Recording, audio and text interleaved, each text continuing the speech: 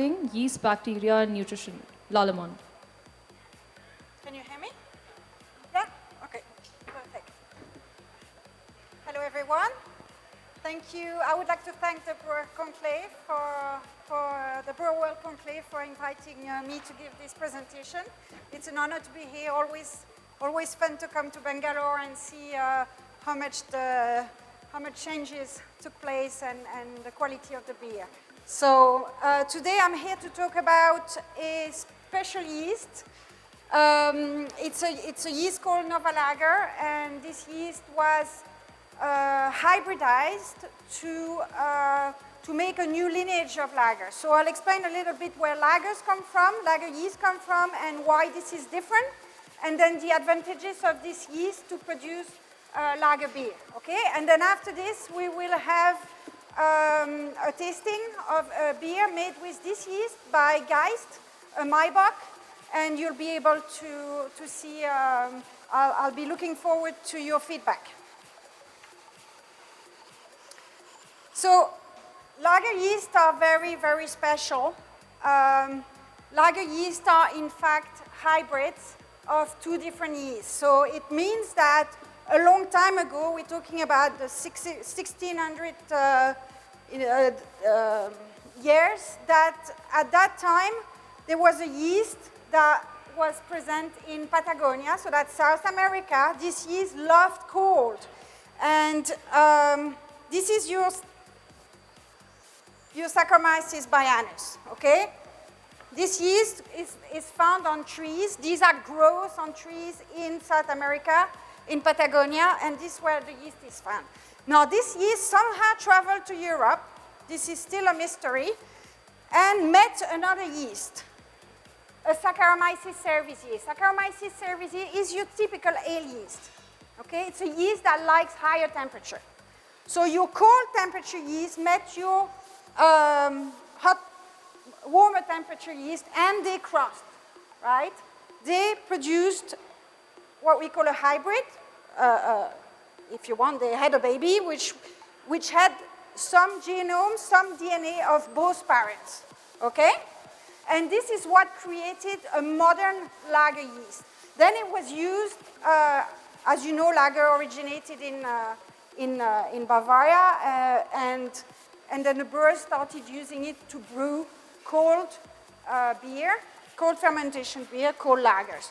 So this yeast is very special, and because this yeast has not been around for very long, we're talking about 4 centuries, in fact, most lager yeast are very similar to each other, genetically, okay?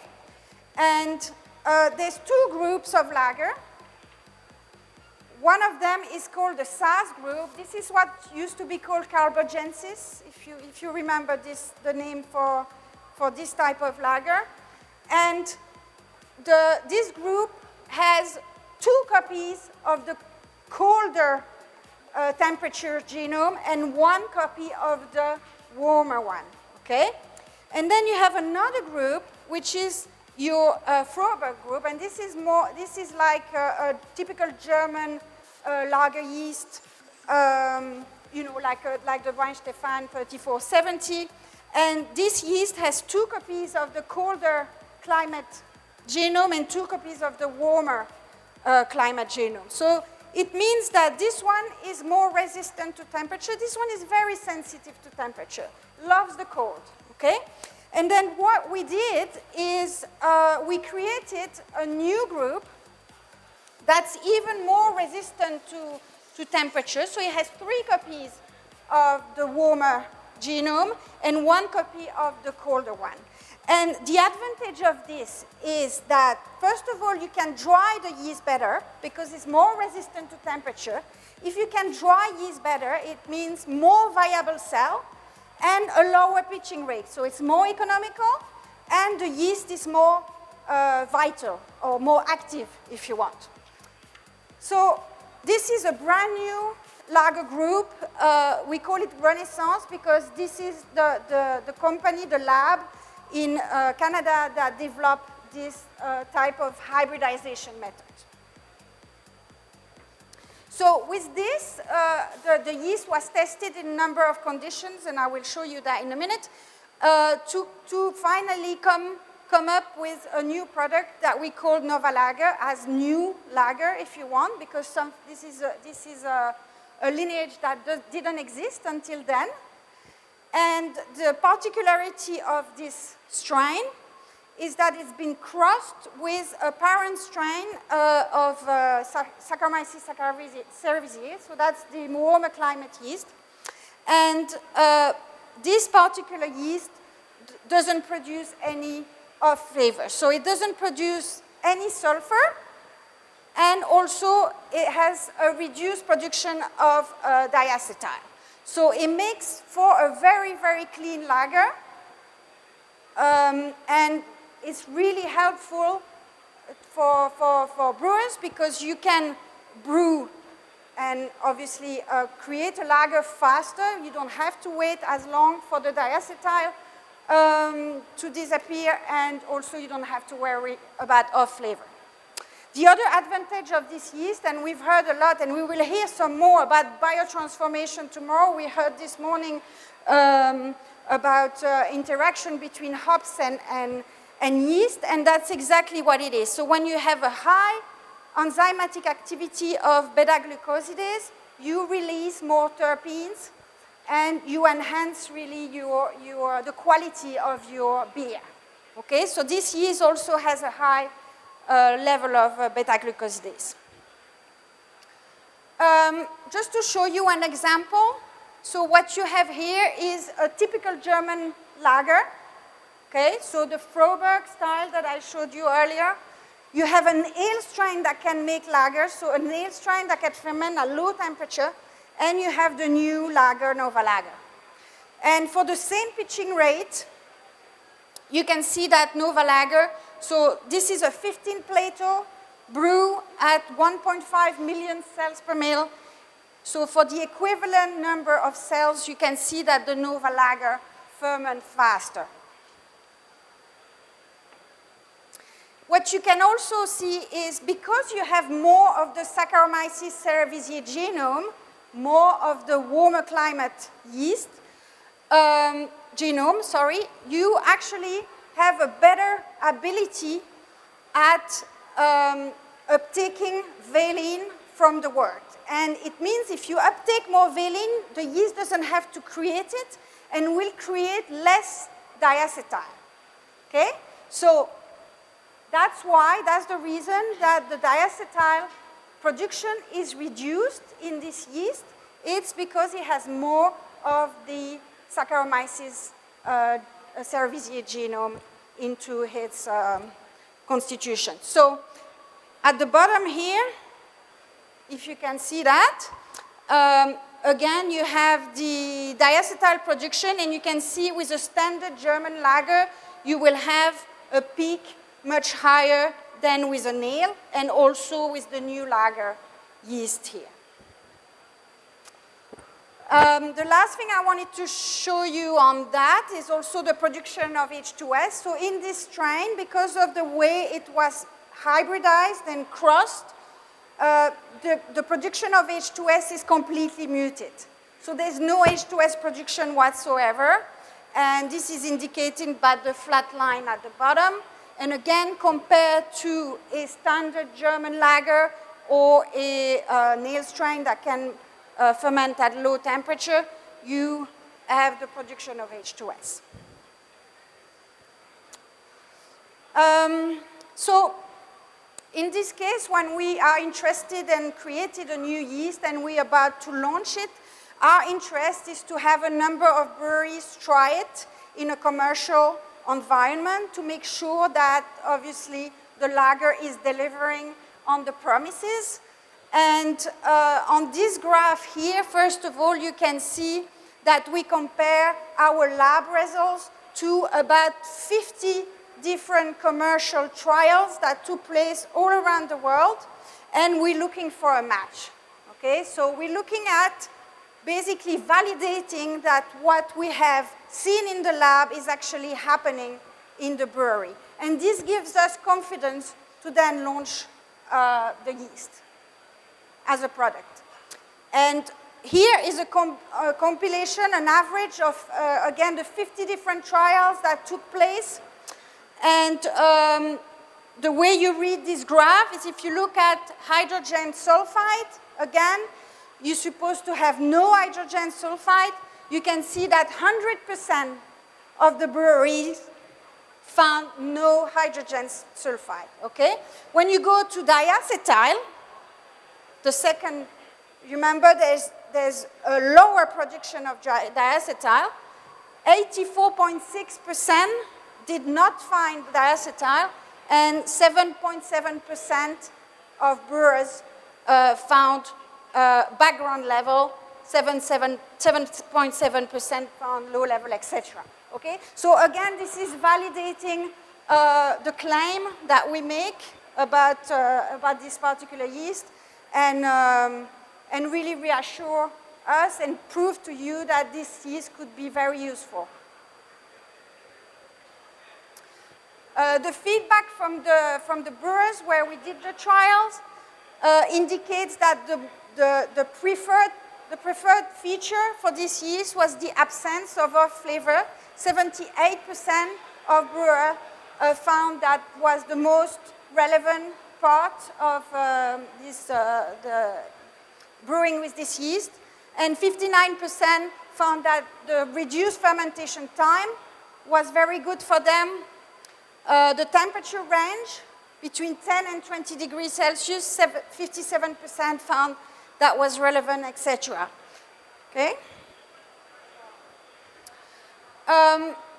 With this one, what I would like to show you is that, again, if you look at a traditional lager versus an ale that can ferment at low temperature versus the new lager, when you look at the flavor wheel, you can see that a German lager strain is very, very neutral. An ale, obviously, will be producing a little bit more esters. And then with this new NovaLager, remember, you have 3 copies of the Saccharomyces cerevisiae genome, which is from ale.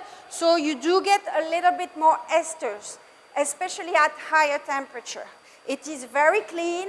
10, 12, 14 degrees, 16, 18, 20 degrees, you get a bit more esters, which is in some cases highly desirable, especially if you're doing some cold IPAs or some styles that are innovative and modern. And that's really where the yeast stands, is to differentiate from the other yeast. You go for a traditional German style beer, you use traditional German yeast. You want to innovate and go for something a little different or something more hoppy, and you can use the NovaLager. And there's more information on our website. I'm also limited on time today, so take a picture of this if you want to go and look at those links. Also, we will be if you come to the Zytex booth, we have some information on this lager and we can talk about it longer. And now to the best part, because I can talk and that's all I can do, but Vidya, she can brew, and she made a wonderful beer for you today, where you can really see what this yeast can do when in action. So I would like Vidya to give you a little bit of an explanation on the beer that you will be tasting today, which is a Maibock. And maybe just give you some of the characteristics of the beer that she created, and would like honest feedback on the brew itself. Do you want? Okay.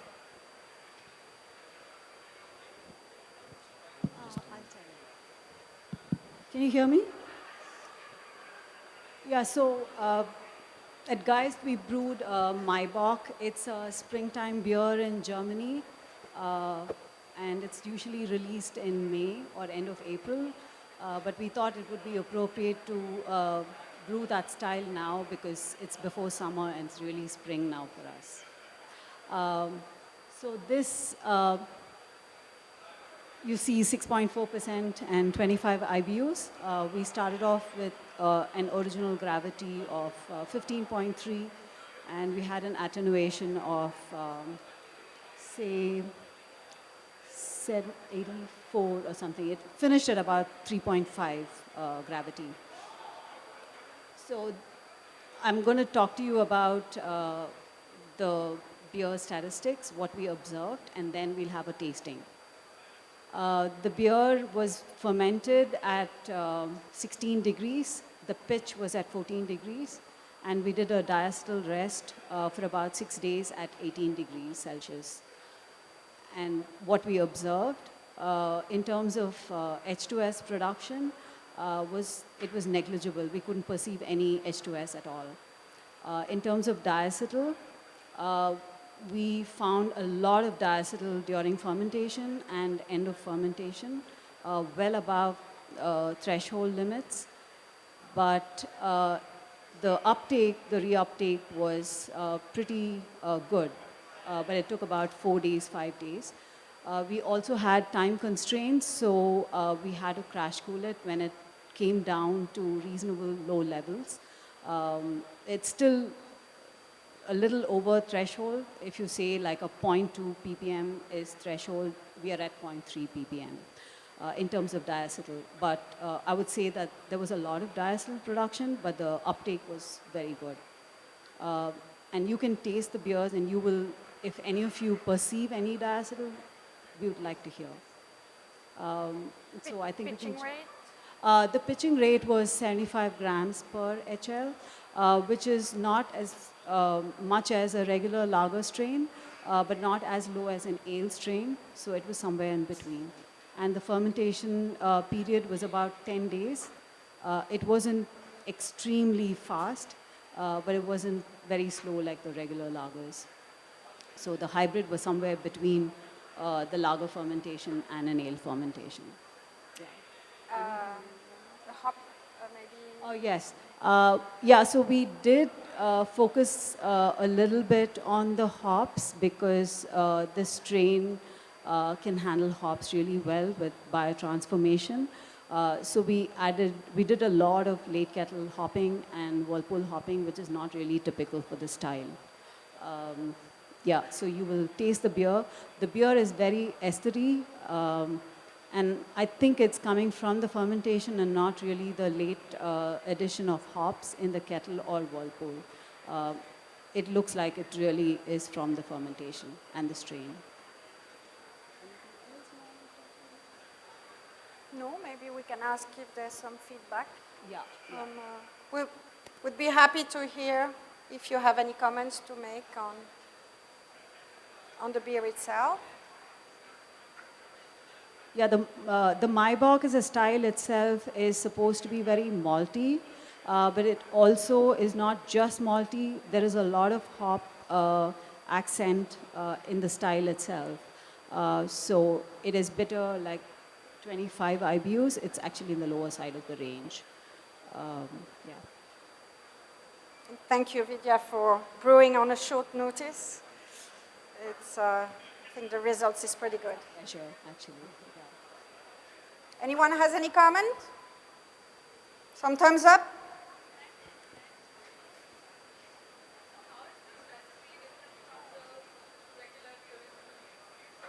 Oh, it's the recipe is very similar to a Maibock recipe. It's brewed like a Maibock. It's just that it's fermented with this hybrid strain of lager yeast. So you will get a lot of the fermentation flavors that may not be very typical for the style. Yeah. Last one, Yeah. they did not. Okay. I'll give it to If them. you want to know a little bit about the malts that went into it, a lot of pale malts, and then there was a fair bit of Vienna and Munich malt. Yeah. And the hops were all German hops.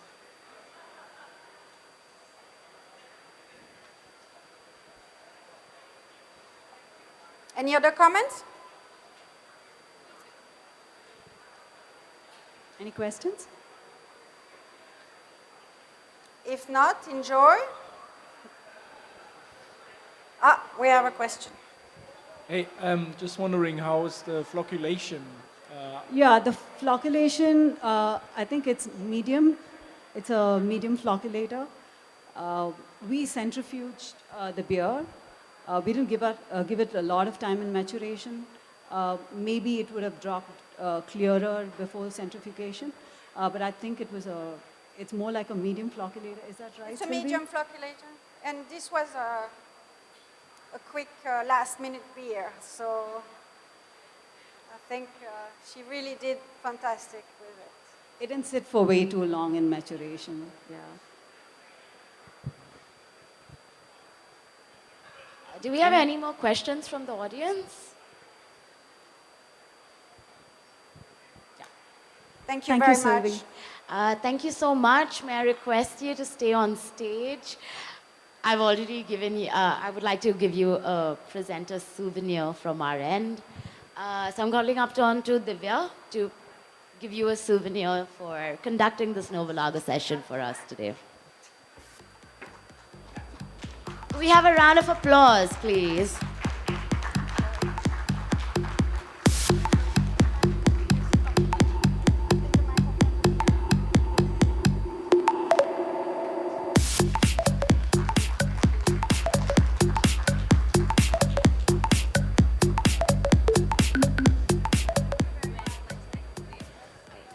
We've got a great 15-minute presentation.